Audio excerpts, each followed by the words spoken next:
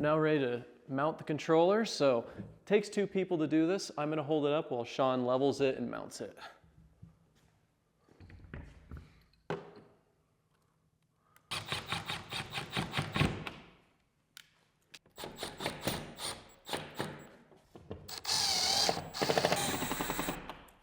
Next, we're going to start wiring up the sensors and the H.E. Anderson injectors on the NDK.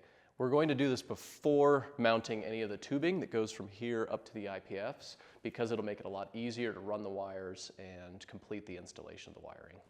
To start with wiring the EC sensor, we're going to remove the cap from the top of the sensor. That's just a quick turn, and you'll see that it comes off.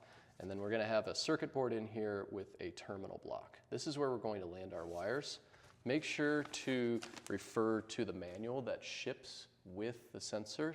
You can find the wiring instructions on page 5 of the manual. We're going to be referring to the 4 to 20 milliamp wiring section. So if you can see here, we're going to land our positive wire, which will be our red wire, on terminal number 1, and our negative wire on terminal number 3. So we're going to install the cable gland now. That's going to go in the rearmost of these two 1/2-inch knockouts on the sensor. This one doesn't actually go through, so don't install it on that one. And make sure you keep your hand on the sensor while you crank it like this, because this plastic housing can come off. And then insert this watertight insert through. So we'll take some signal wire and just thread it in the top. Get it to come through. Give yourself about this length. That'll give you enough play in the wires to get them onto the terminals, but not too much that it'll make it difficult to close the sensor back up. Now we'll cinch down the cable gland at the top. You only need a small amount, maybe 1/2 centimeter or so of copper actually showing. So now we're going to insert the wires into the terminals on the unit. Again, we're going to use 1 is our positive, which will be our red wire. 3 is negative, which will be our white wire in this case.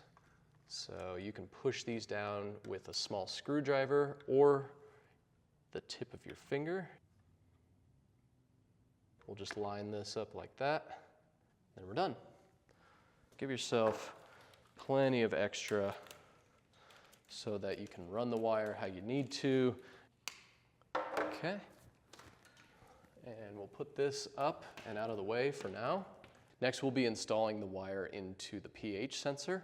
So same as the EC sensor, we're going to twist and remove this cap, and then take the cable gland that comes with the sensor in the box and thread it into the rear 2 of the knockouts.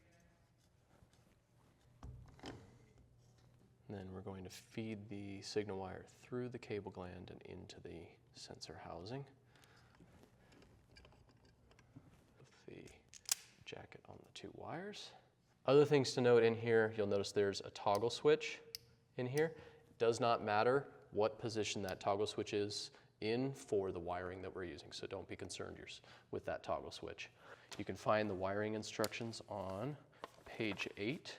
All right, and we'll be using 4 to 20 milliamp loop wiring, and we're using the current loop with junction box. So our positive is going to go to terminal number 4. Our negative coming from the unit is actually going to be terminating on terminal number 2. Great. And then you can just lay down the excess wire inside the housing. We'll take the cover. That takes care of the sensor wiring. Again, with this, give yourself plenty of slack in the signal wire and give yourself plenty of extra, because you can always cut off the excess once you have the wire into the controller. Next step in our wiring is to attach the coil wires that come with the H. Anderson injectors.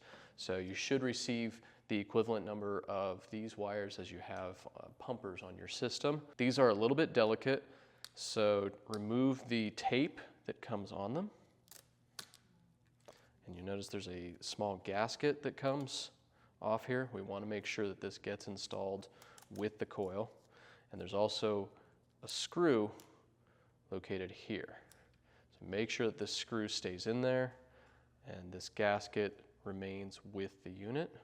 And now we're going to insert the coil wire onto it, make sure that the gasket is oriented in this fashion, and just insert it onto the plug like that.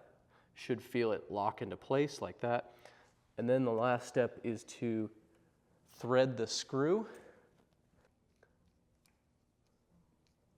and that's secure. These are a little delicate, so no power tools on this, hand tools only. So we'll be running these signal wires for the pumpers back here to create the cleanest possible wiring runs. We'll run them all back to the unistrut, and then all 7 of them will go over to the controller this way.